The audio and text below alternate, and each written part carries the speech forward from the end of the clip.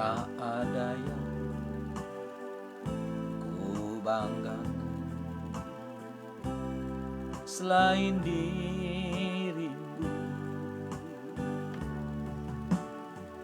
Tak ada yang ku inginkan, hanyalah Engkau. Tak ada yang ku banggakan, hanyalah Engkau. Tak ada yang ku inginkan, hanyalah Engkau. Ajarku mengenalmu, bawaku lebih mengenalmu. Pribadimu yang ku rindu, ajarku mengenalmu. Ajarku mengenalmu, bawaku lebih mengenalmu. Pribadimu yang ku rindu, ajarku mengenalmu. Tak ada yang ku banggakan selain dirimu.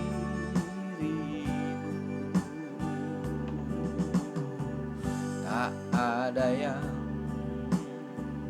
ku inginkan, hanyalah Engkau. Ajarku mengenalmu, bawaku lebih mengenalmu. Pribadimu yang ku rindu, ajarku mengenalmu. Ajarku mengenalmu, bawaku lebih mengenalmu. Pribadimu yang ku rindu, ajarku mengenalmu. Ajarku mengenalmu, bawaku lebih mengenalmu.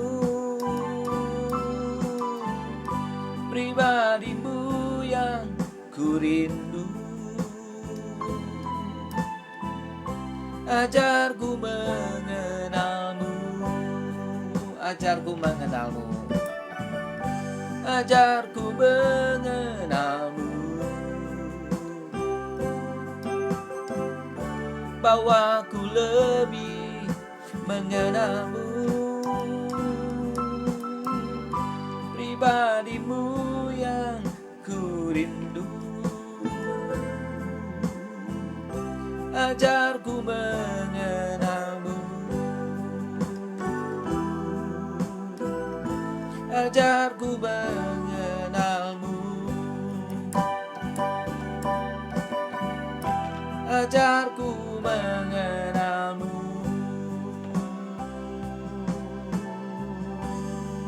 Haleluya.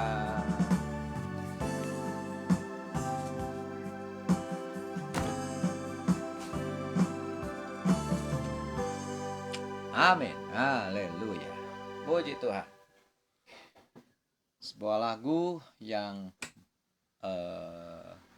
indah sekali ya, saudara-saudara, yang mengajak kita untuk mengenal Yesus lebih dalam.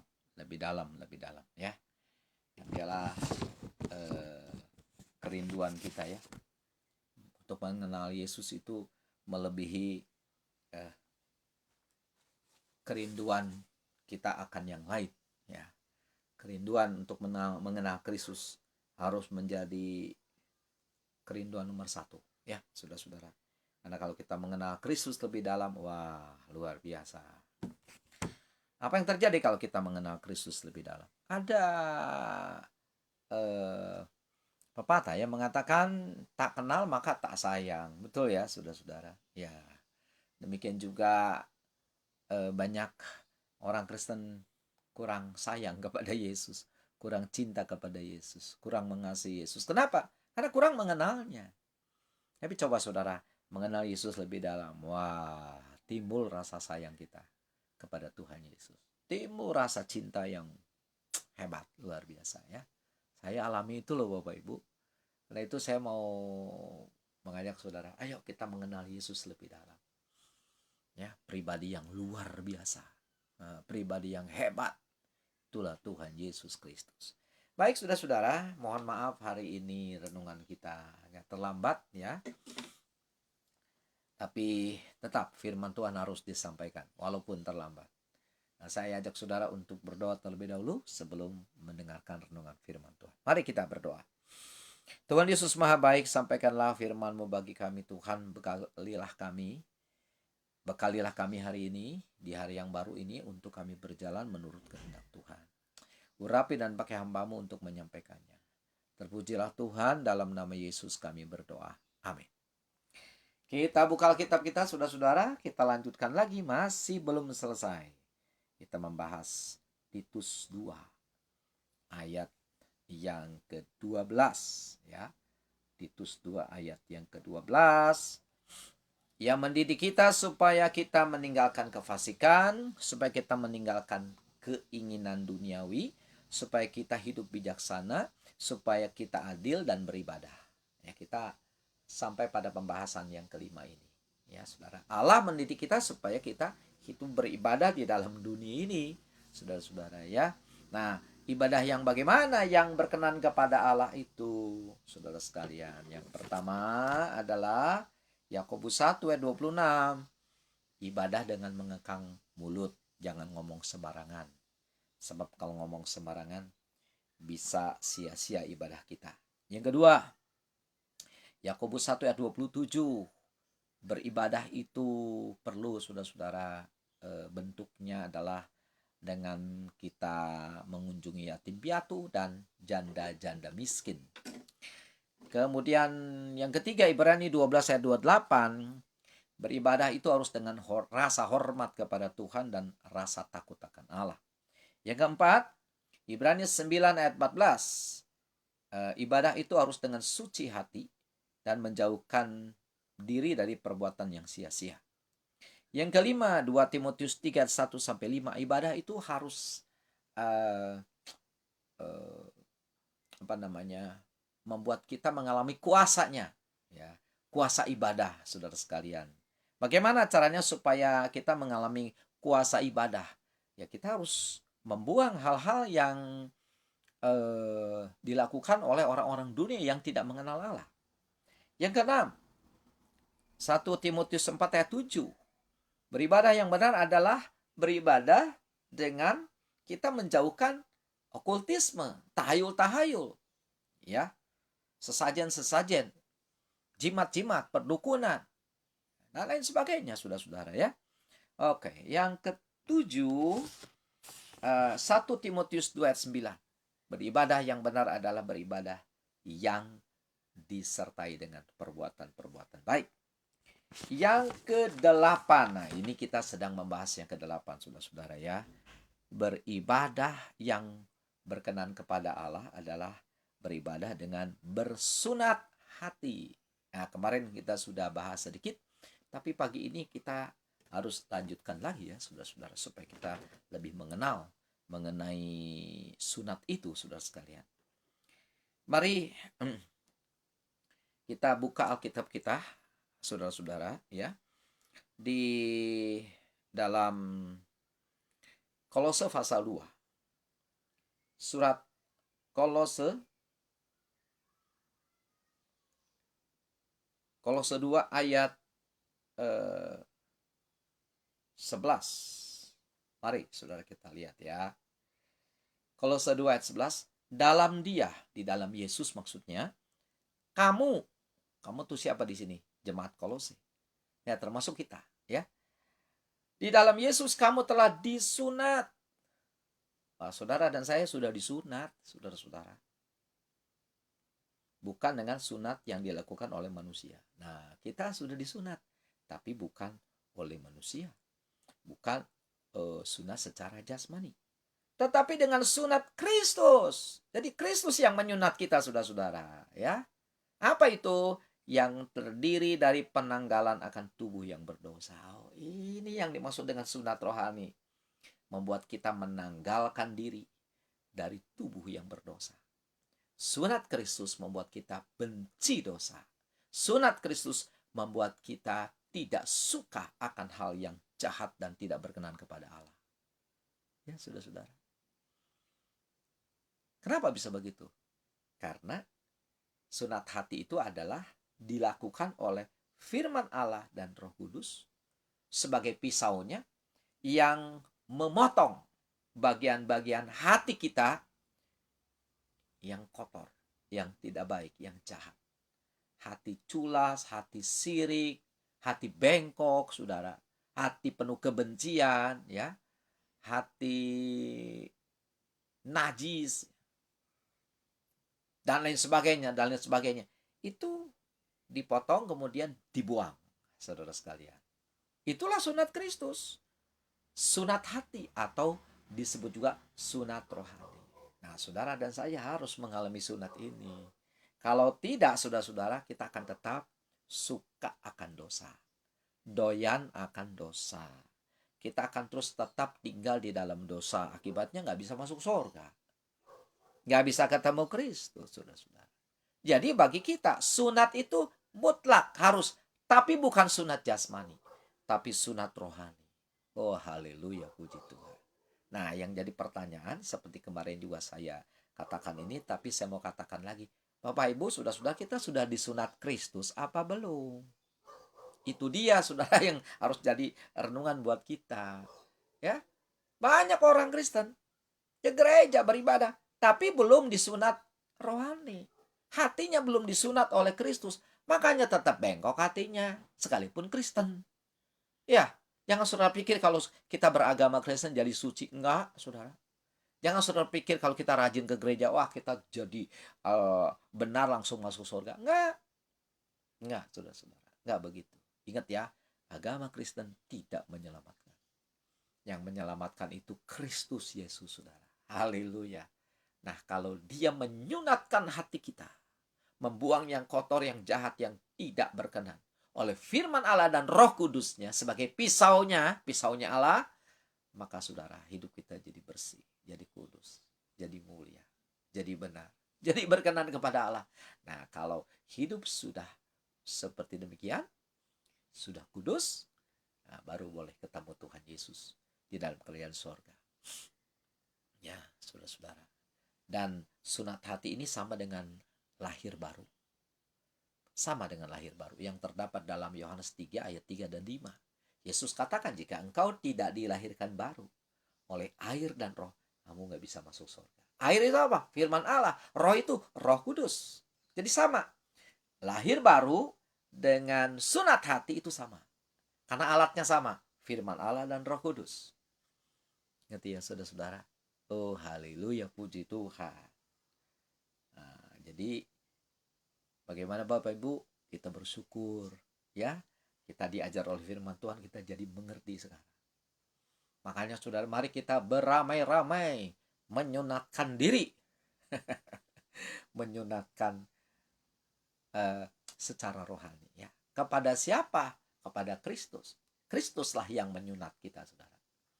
Kalau orang disunat jasmani oleh manusia, ya saudara-saudara, nah, itu tidak membuat manusia tersebut jadi baru. Tidak membuat manusia tersebut jadi kudus. Enggak, saudara-saudara.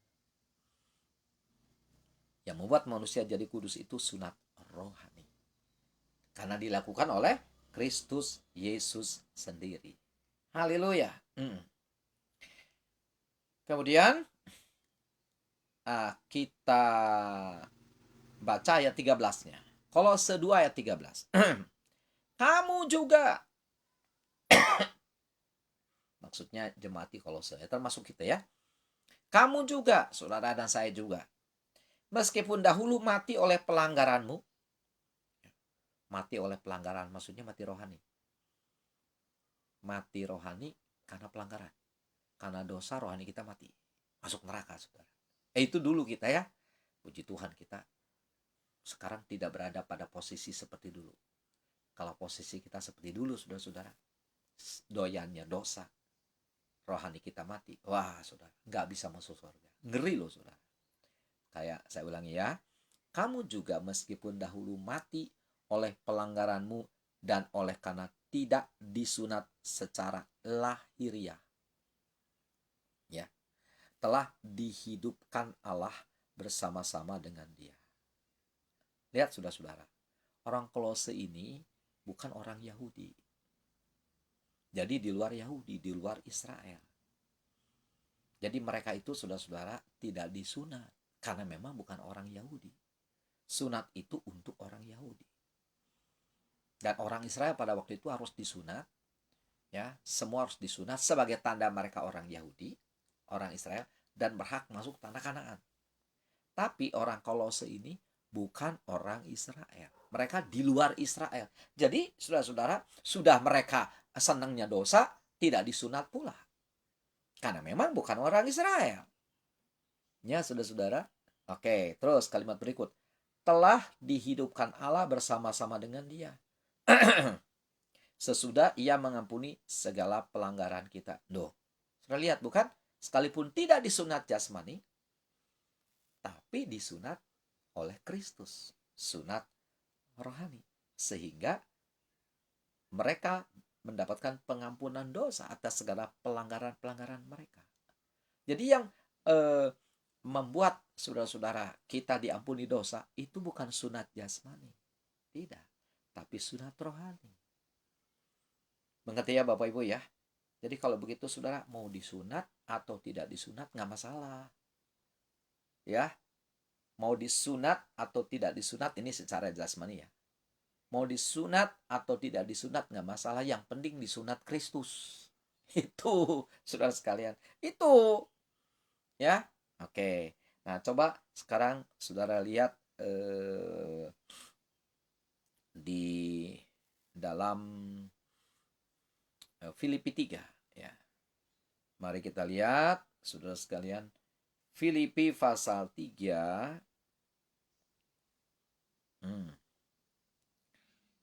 ayatnya yang ke sebentar ya Bapak Ibu, saya lihat dulu ini ayatnya ini.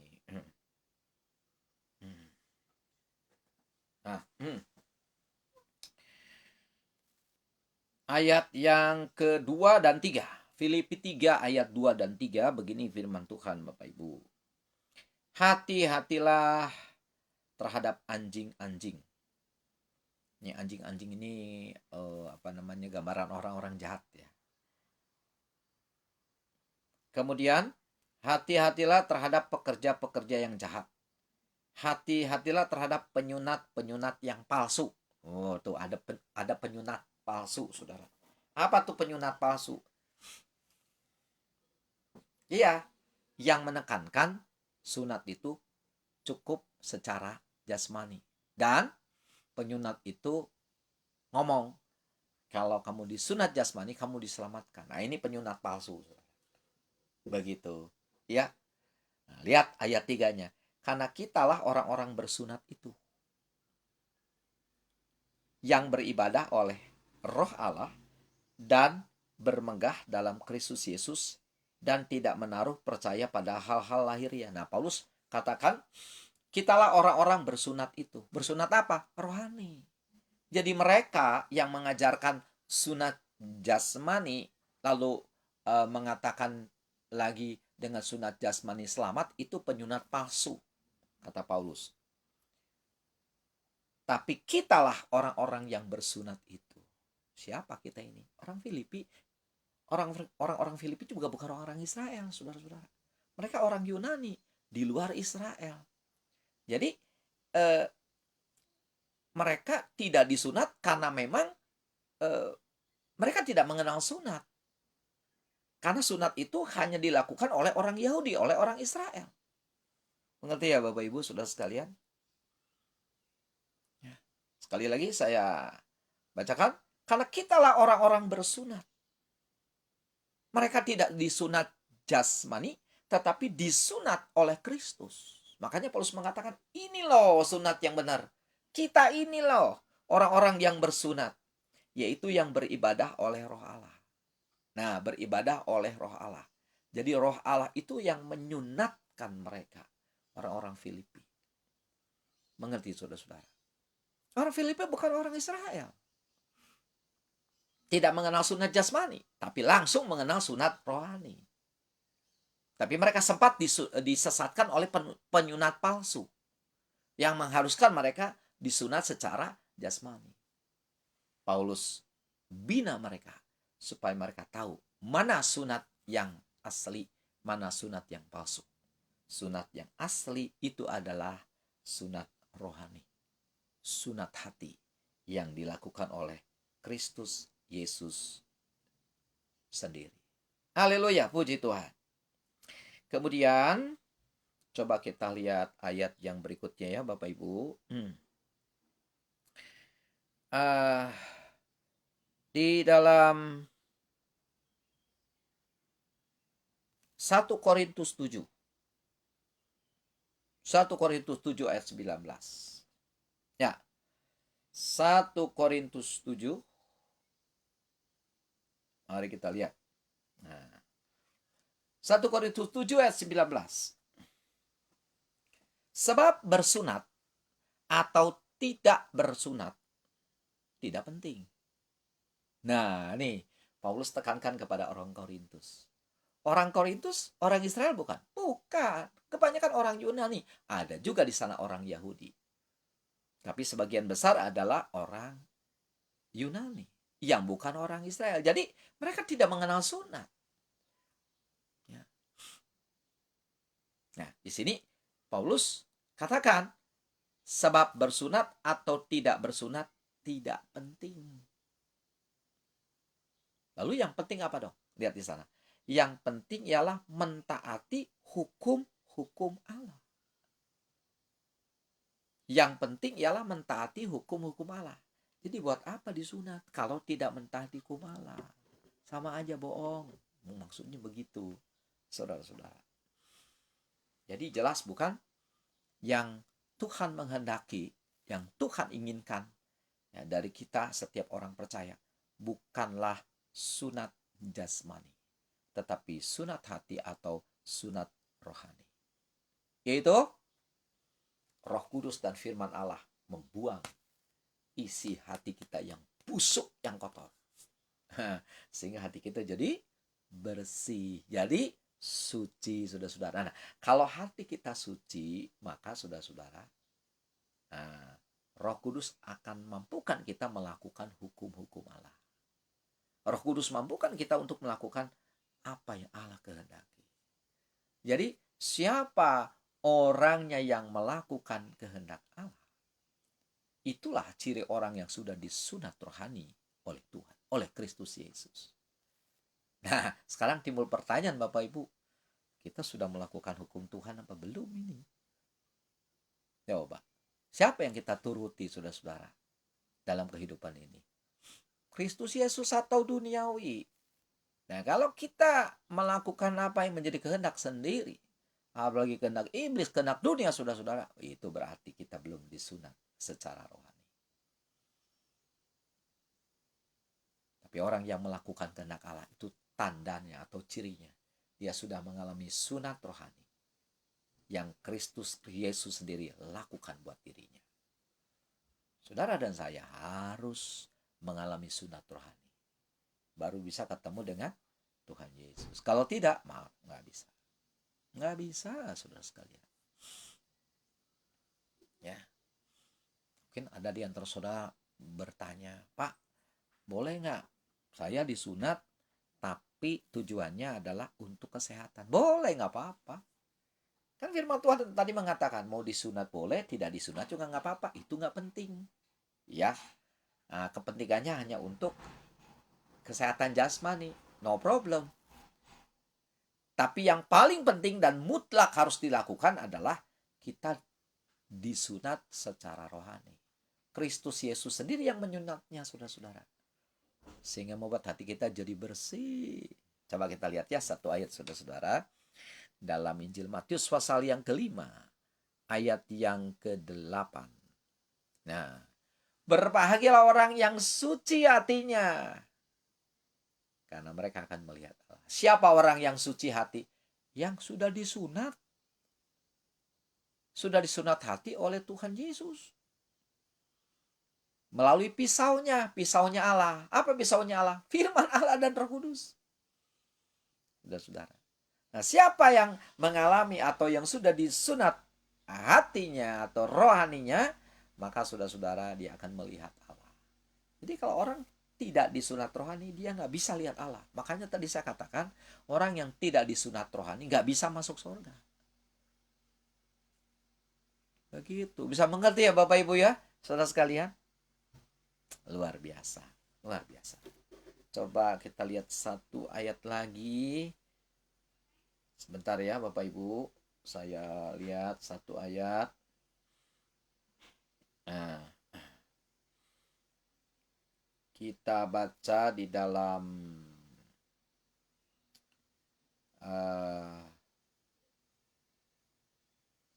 Galatia 5 ayat yang ke-6 nih Bapak Ibu ya. Perhatikan baik-baik nih. Sebab bagi orang-orang yang ada di dalam Kristus Yesus. Bapak Ibu sudah di dalam Kristus kan? Haleluya, puji Tuhan. Jangan keluar dari Kristus ya. Jangan keluar. Tetap di dalam Yesus apapun yang terjadi.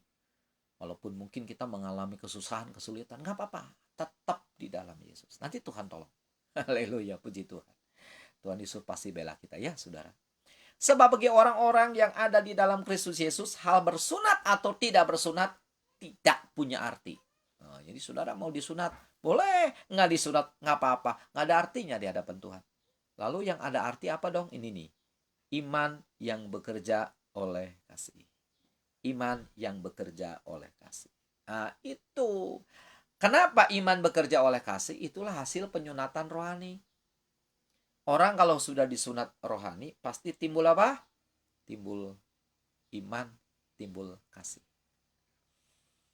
Ya, saudara sekalian, imannya timbul, kasihnya timbul. Nah, dua-dua ini muncul. Puji nama Tuhan. Makanya saudara berbahaya kalau orang tidak disunat Kristus, imannya tidak timbul, kasihnya apalagi saudara-saudara. Ya Bapak Ibu, inilah hasil penyunatan Kristus dalam hidup kita. Ada iman yang bekerja oleh kasih. Jadi iman itu harus ada buktinya, harus ada nyatanya. Apa nyatanya? Berbuat kasih. Jadi orang yang berbuat kasih itu tandanya dia beriman. Begitu saudara-saudara. Ya. Dan siapa berbuat kasih itu artinya dia telah mengalami penyunatan rohani yang dilakukan oleh Kristus. Tolong dibedakan. Kemarin saya sudah terangkan tapi tidak apa-apa. Saya mau bicara lagi saudara-saudara. Tolong dibedakan ya. Kasih dengan berbuat baik itu beda saudara. Tidak sama. Berbuat baik ya baik. Nggak salah saudara-saudara ya. Nah, tapi kasih itu jauh lebih tinggi nilainya daripada berbuat baik. Sebab orang berbuat baik belum tentu merupakan kasih. Tapi kalau orang berbuat kasih itu pasti berbuat baik, saudara-saudara. Haleluya. Bisa ngerti ya Bapak Ibu ya? Saya berbuat baik kepada saudara. Misalnya ya, saya berbuat baik kepada Bapak Ibu. Tapi saya mengharapkan Bapak Ibu balas kebaikan saya. Kalau tidak, saya marah kepada Bapak Ibu. Nah, itu berbuat baik, saudara-saudara. Dan itu bukan merupakan kasih. Sebab kasih itu berbuat baik tidak mengharapkan balasan. Kita berbuat baik lalu orang lupa kepada kita, nggak apa-apa. Kenapa? Karena kita melakukan itu menuruti perintah Allah. Itulah kasih, saudara sekalian. Jadi kalau Bapak Ibu berbuat baik kepada seseorang, orang itu melupakan saudara, nggak apa-apa saudara. Nggak apa-apa. Karena tujuan kita berbuat baik bukan supaya diingat orang, tapi supaya diingat Tuhan. Ingat itu. Ya, ketika kita berbuat baik, orangnya malah memfitnah kita, membalas kebaikan dan kejahatan. Nggak apa-apa. Karena tujuan kita bukan supaya dapat balasan dari orang. Enggak. Tujuan kita menyenangkan hati Tuhan. Itulah kasih. Ya, kasih itu tidak menuntut balas, saudara sekalian. Nah, orang yang berbuat kasih itu adalah hasil dari penyunatan rohani. Hatinya sudah disunat oleh Kristus Yesus. Makanya penting saudara-saudara ya, kita disunat rohani. Sekali lagi Bapak Ibu, coba kita periksa diri, itu sudah disunat rohani belum? Sudah disunat rohani belum, saudara sekalian? Itu sebabnya saya sering katakan gak cukup rajin ke gereja. Kalau untuk rajin ke gereja, gampang saudara, gak susah. Ikut kegiatan dalam gereja, pelayanan, gak susah. Asal mau aja jalan saudara. Tapi saudara-saudara, kalau kita memiliki hati yang suci, iman timbul, kasih timbul, itu yang tidak gampang. Dan itu hanya bisa terjadi kalau seseorang sudah disunat Kristus Yesus hatinya. Haleluya, puji Tuhan. Makanya saudara, ya coba jadikan diri kita ini jangan sekedar jadi orang Kristen yang ke gereja seminggu sekali selesai. Jangan Bapak Ibu. Jangan Bapak Ibu. Ya, jadilah anak-anak Tuhan yang mengalami penyunatan rohani yang dilakukan oleh Kristus Yesus. Orang tersebut menjadi orang yang luar biasa. Orang yang berkenan kepada Allah. Puji nama Tuhan. Ayo Bapak Ibu saudara sekalian, ya, mulai hari ini dan seterusnya kita mau jadi orang-orang yang bersunat. Bukan bersunat jasmani, tapi sunat rohani. Ya Bapak Ibu saudara sekalian. Oke, sebagai ayat-ayat yang terakhir, saya ingin membacakan Galatia 2 ayat 7. Saudara buka Alkitab. Mari kita lihat. Galatia pasal 2 ayat 7 ya. Ini perkataan Paulus. Tetapi sebaliknya, setelah mereka melihat bahwa kepadaku telah dipercayakan pemberitaan Injil untuk orang-orang tak bersunat. Siapa nih orang-orang tak bersunat? Di luar Yahudi. Yang tidak ngerti sunat.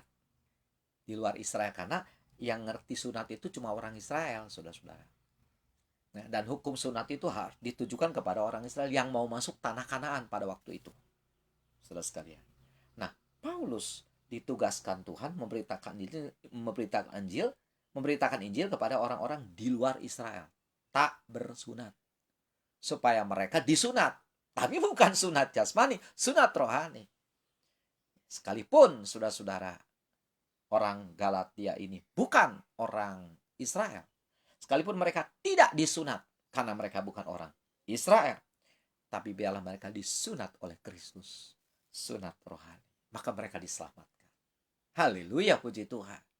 Ya, jadi keselamatan itu bukan hanya untuk orang Israel, tapi juga untuk di luar orang Israel. Asal mereka mau disunat oleh Kristus. Ingat, apa tujuan orang Israel disunat? Untuk masuk tanah Kanaan. Tidak disunat, nggak boleh masuk, saudara-saudara. Kita juga saat ini sedang menuju ke Kanaan surgawi. Syarat untuk masuk Kanaan surgawi itu harus disunat. Tapi sunat rohani, bukan sunat jasmani. Terus kalimat berikutnya, atau saya bacakan sekali lagi ya supaya lebih jelas. Tetapi sebaliknya setelah mereka melihat bahwa kepadaku telah dipercayakan pemberitaan Injil untuk orang-orang tak bersunat, sama seperti kepada Petrus untuk orang-orang bersunat. Nah, di sini ada Rasul Paulus, ada Rasul Petrus.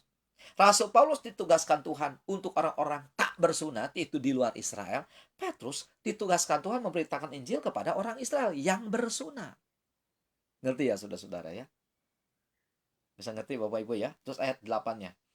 Karena ia, Allah, Yesus, yang telah memberikan kekuatan kepada Petrus untuk menjadi rasul bagi orang-orang bersunat. Jadi Petrus itu rasul untuk orang Yahudi. Ya.